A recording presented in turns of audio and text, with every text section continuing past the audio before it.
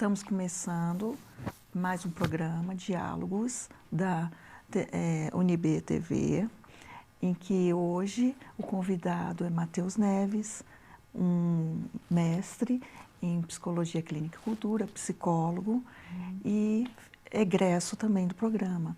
E fez um excelente trabalho sobre a questão da intervenção, né, social no público LGBT. Né? Matheus, esse tema é um tema muito novo, eu creio, né, atual demais. Sim.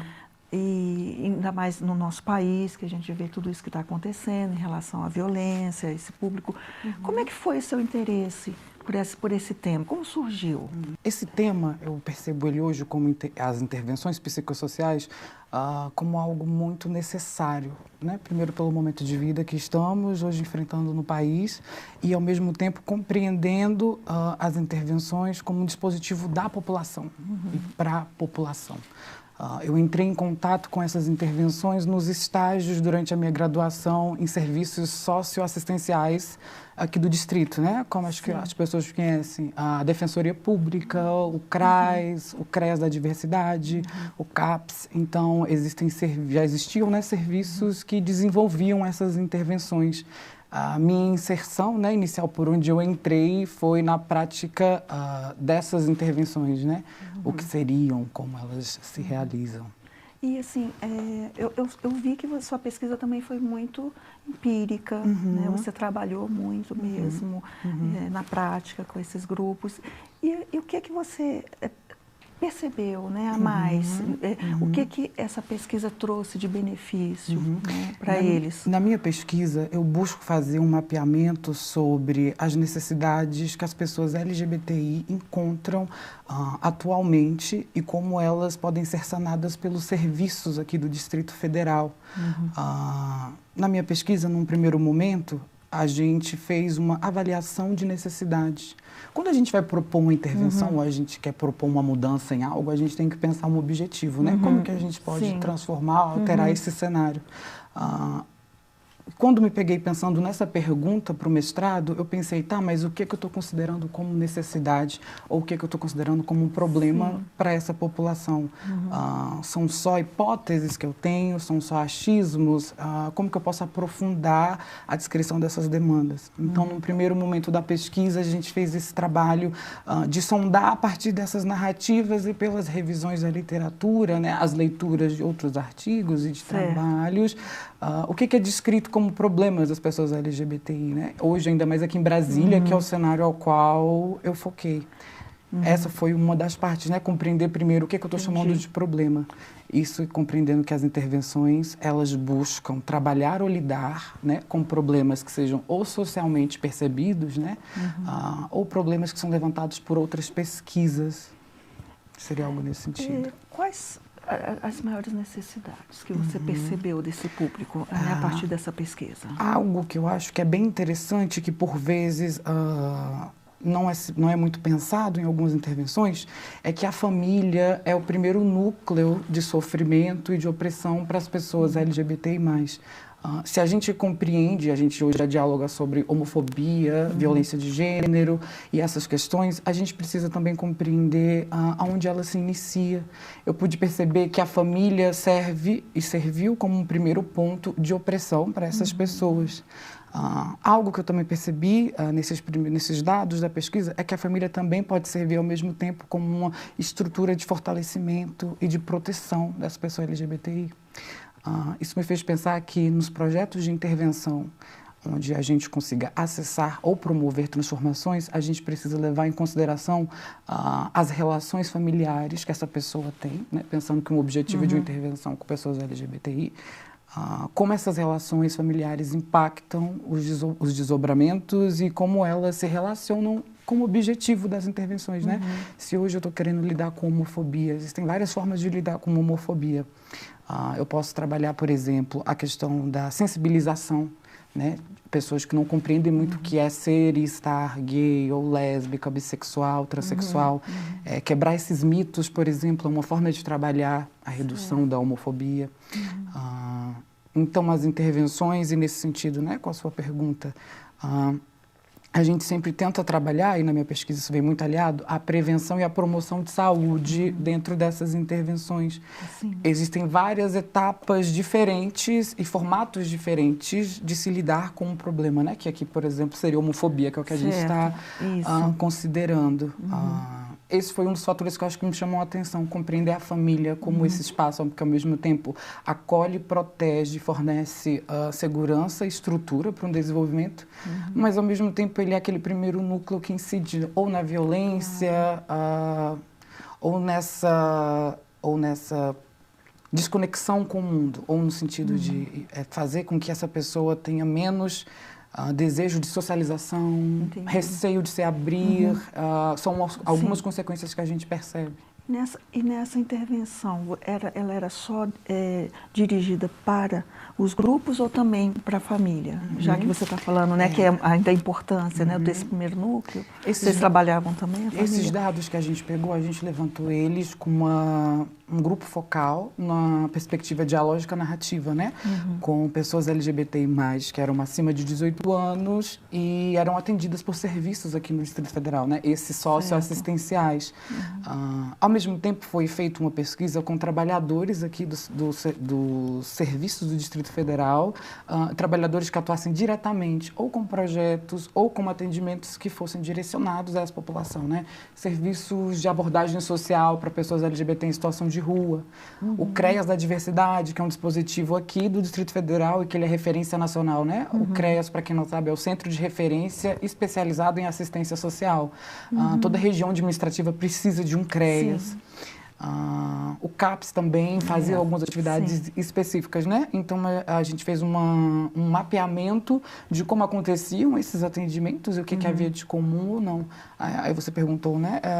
Essa intervenção apenas com a população LGBT, a gente percebe que não. Seria uma intervenção pouco eficaz a gente lidar apenas com a população que é vítima do problema. A gente também precisa lidar com outra parte da população que pode estar ou fazendo a manutenção desse problema ou não permitindo a transformação desse problema. Entendi. Então, quer dizer, é nos dois, dos dois lados. Dos dois lados, tentar trabalhar talvez ele de uma forma mais abrangente, onde a gente consiga trabalhar efeitos e que os efeitos positivos que a gente conseguiu trabalhar com um lado não se percam quando em transposição com o outro, né? Entendi. Acho que seria algo nesse sentido. Você tem algum exemplo prático de uma intervenção psicossocial que você observou, pesquisou, atuou em relação a um grupo para apresentar? Eu acho que existem vários exemplos de intervenções no geral. As intervenções que eu participei, por exemplo, lembro de uma que era feita num dos estágios que eu participei, ela não era necessariamente com adolescentes LGBTI, mas haviam alguns adolescentes que eram. Que era a PSL, Prestação de Serviços, PSC, perdão, Prestação de Serviços Comunitários para jovens em conflito com a lei ou em liberdade provisória. A gente fazia um trabalho de acolhimento das famílias e dos jovens, onde a gente fazia uma informatização de como seria o processo dessa medida socioeducativa, onde a gente descrevia como seria esse trabalho, como ele iria acontecer, e a gente servia como uma ponte de auxílio entre os diferentes tipos de serviços que estavam envolvidos, né? Porque era uma intervenção multinível e de alta complexidade, porque a população em si era uma população com uma vulnerabilidade específica, né? Adolescentes em conflito com a lei. Ao mesmo tempo, as famílias vinham muito sensibilizadas pelo acontecido e pela dificuldade de não poder, né, contar com alguém. Claro. O que aconteceu, como aconteceu, o meu filho vai virar um bandido, o meu filho vai deixar de ir para a escola, como que é esse momento para mim? Nesse momento também a gente percebeu como era importante uma intervenção que pudesse abranger para além da população-chave, mas para as redes ou sistemas, né, que estão ali em volta, que acolhem, que lidam com essa pessoa também. Acho que nesse sentido as minhas experiências no campo me levam a pensar Como é importante um trabalho que ele possa ser feito em grupo. Acho que as intervenções psicossociais sempre focam, de certa forma, em populações maiores, né? Uma intervenção que é muito conhecida, mas talvez as pessoas não entendam como intervenção, é aquela que durante o carnaval, as propagandas, né, da saúde, de use camisinha. É uma intervenção psicossocial que ela alia a prevenção e a promoção de saúde. Prevenção no sentido de evitar uma proliferação maior das ISTs, que são as infecções sexualmente transmissíveis, né? As antigas DSTs, e ao mesmo tempo promover saúde ou hábitos saudáveis de relacionamentos sexuais para além do HIV, né? Como existem outras ISTs. Essa é uma intervenção que é muito popularizada. É muito comum, E as pessoas às vezes não compreendem, né? Intervenções seriam esse conjunto de técnicas e ideias que são colocadas a partir de... São colocadas pensando um objetivo a partir de um problema social, né? A gente percebendo o alto índice de proliferação de ISTs. Então, como podemos lidar com isso? Será que sensibilizar é uma forma? Entregar insumos para essa população é outra? Como podemos abordar isso e abordar de uma forma efetiva, porque também existem intervenções que podem ter objetivos fantásticos ou positivos mas e na prática não aconteça tão bem, não serem eficazes. Se você tivesse que deixar uma reflexão, um comentário, enfim, sobre a sua pesquisa, né, sobre essa experiência para o telespectador, em relação a tudo que você fez, né? Não independente só da parte né, que a gente está falando teórica, a parte humana mesmo, que eu acho que é super importante, né? Esse nosso lado humano, junto com tudo que a gente faz. O que você deixaria para esse espectador né, sobre essa pesquisa, sobre esses grupos, enfim? Acho que algo que eu pude perceber durante a minha pesquisa e que também vem um pouco de encontro à minha trajetória é que pude perceber que qualquer pessoa pode se tornar um aliado frente ao combate ou ao preconceito e na melhoria de qualidade de vida. Acho que qualquer pessoa pode se tornar alguém capaz de promover transformações sociais. Penso que algo do nosso movimento que foi perdido, agora falo como movimento LGBT, me lembro que alguns anos atrás, talvez outras pessoas também lembrem, a gente se nomeficava como GLS. E a gente era gays, lésbicas e simpatizantes. Depois de diversas transformações, viramos o GLBT, depois viramos o LGBT, e hoje já temos outras denominações. Penso que algo que acho que é importante, que se perdeu lá na primeira denominação, é que o S de simpatizante sumiu. Hoje percebo que há uma importância da gente precisar, agora eu digo, né, como necessidade, é importante que a gente tenha aliados da população LGBT em outras camadas, onde não conseguimos acessar, compreendendo que hoje há um discurso conservador que nos impede e delimita né, o que a gente pode ou não ser, como ou não agir. Penso que é algo que fica como mensagem que a gente pode sempre ativar aliados onde antes eles não existiam e que a gente precisa de todas as camadas diferentes da sociedade para a gente conseguir promover uma mudança eficaz. Eu acho muito interessante isso que você está colocando, porque essa questão do simpatizante né, é muito importante, como você falou, porque senão acaba virando também uma exclusão de novo, né? Só o grupo LGBT, só eles que trabalham. E tem muita gente que está antenado nisso, que está trabalhando. Eu acho que isso é interessante, você colocar que é aberto para outros grupos trabalharem, né? Em diversas áreas. Eu acho que essa abertura, hoje a gente pode pensar nela criticamente, né? Ou compreender como que ela pode ser feita. Às vezes eu me pego pensando como as pessoas podem pensar, como eu posso contribuir para esse movimento, ou como que eu posso me tornar um aliado frente a isso. Acho que uma forma que é muito palpável e muito possível, primeiro, é sempre se informar sobre essas coisas. Acho que é algo tanto em sentido de intervenções, ou quando a gente está lidando com preconceito, com problemas, informações que a gente consiga transmitir, que são informações... né, pautadas nesses dados, nessas realidades do que são, o que não são, como eu disse, né, desmitificar muito sobre a vivência dessas associações dos estigmas da vivência sexual, da vivência de gênero. A gente conseguir levar também informações sobre os próprios serviços, como eles funcionam, onde alguém em vulnerabilidade pode buscar uma ajuda, qual dispositivo ela pode ir atrás. Acho que penso como trazer pessoas aliadas e que, por vezes, nós, enquanto pessoas LGBTs, precisamos também lidar com esses novos espaços, essas novas construções de sociedades, como nós estamos nos adaptando a esses novos contextos e como nós estamos nos apoderando desses espaços de discurso e que são, consequentemente, discursos de poder. Acho que é importante que nós assumamos o protagonismo desses trabalhos, o protagonismo dessas intervenções. Matheus, nessa sua pesquisa, qual foi a experiência, talvez, assim, mais difícil que você percebeu durante as intervenções? Acho que algo que eu percebi talvez como difícil, e falo difícil até da prática desse tipo de trabalho, é como que é um trabalho que ele é muito complexo, mas a estrutura ou a parte de baixo dele é muito frágil. Os projetos ou intervenções psicossociais hoje, elas dependem muito de gestões e governos diferentes. Então, quando há troca de gestores, projetos que já estavam em andamento, eles vêm por água abaixo. Acho que algo que me impactou muito foi perceber que como há uma realidade muito frágil que estrutura projetos que eu percebo que são centrais para a melhoria da qualidade de vida da população, mas eles são pautados em discursos políticos transitórios e, por vezes, em ações políticas muito ineficazes. Acho que algo que eu percebo como uma dificuldade e que talvez há necessidade de uma intervenção maior, ou talvez na própria estrutura de como entendemos determinadas partes do governo, me levam a pensar que isso talvez seria uma dificuldade para além dos estudos, para além da pesquisa, que impacta diretamente a vida dessas pessoas. Sim. Se a gente tem um projeto que está atendendo uma quantidade X de pessoas, né, 40, 50 pessoas semanalmente, e é um projeto assistencial, quando há uma troca de serviços em que o projeto ou ele para, ou ele cessa completamente, ou ele tem cortes, né, dentro do orçamento. Sim. Aí os dispositivos que eram usados nesses atendimentos precisam ficar parados. A locomoção da equipe em determinados lugares, né, onde vão atender, ou atender na residência, atender na rodoviária do plano, né, espaços de atendimentos de intervenções ficam prejudicados.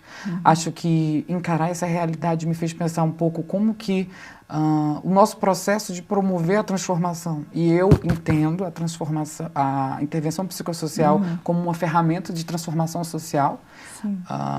Como essa ferramenta, essa possibilidade, ela é cerceada ou ela é vulnerabilizada pelos nossos modelos de gestão, nossos modelos de organização. Acho que aí é algo Entendi. Nesse sentido, as políticas públicas sempre estão interligadas e com a política maior que você está falando, né? Está tudo interligado. Eu acho que nisso eu vejo um sentido quando nós aqui da universidade tentamos propor pesquisas que tentem, né, ou construir perfis, ou um perfilamento da população, ou produzir teorias, é que esses dados possam subsidiar essas políticas públicas e as tomadas de decisões que são feitas a partir, né, do orçamento público. Eu penso que um dos problemas que temos é que nessa tomada de decisões ou na escolha, a realocação desses recursos não é muito eficaz ou não é muito bem pensada. Por vezes, a gente pode até ter um orçamento para desenvolver um projeto, mas a forma como ele é gerido impede que ele ou atenda mais pessoas ou seja de uma forma eficaz. Acho que há questões, né, que são individuais, há espaços e serviços diferentes, mas vejo como uma questão global aí que perpassa todas elas seriam esses problemas nas gestões, nessas trocas e nas questões políticas que interferem, né? Tem algum país, assim, referência em intervenções psicossociais hoje? Tem vários, mas assim, o que você possa falar agora muito sucintamente. Eu acho que existem intervenções diferentes em áreas diferentes e que possuem, né, modelos diferentes. Intervenções, por exemplo, com pessoas com uso de álcool e drogas, a gente tem o Canadá como referência, é um país que desenvolve muita pesquisa e muita prática. A gente tem a Holanda como referência de intervenções e pesquisas de saúde reprodutora e sexual, que a gente importa também muito. E o Brasil, na verdade, é referência de intervenções psicossociais comunitárias, porque desde cedo a gente teve que produzir muito, utilizando muito pouco. Então, às vezes, até assustam outros grupos, outros países, a quantidade de trabalho e a qualidade do trabalho que a gente consegue desenvolver utilizando recursos mínimos ou recursos defasados, né? Acho que aí o Brasil, ele representa uma força muito grande no desenvolvimento dessas intervenções e o que agora a gente está chamando de tecnologias sociais, né? Acho que o Brasil, ele representa uma força e acho que a nossa geração está conseguindo nortear ou guiar um pouco esse caminho. Bom, eu quero agradecer muito a presença do Matheus, por esse excelente bate-papo que a gente teve aqui.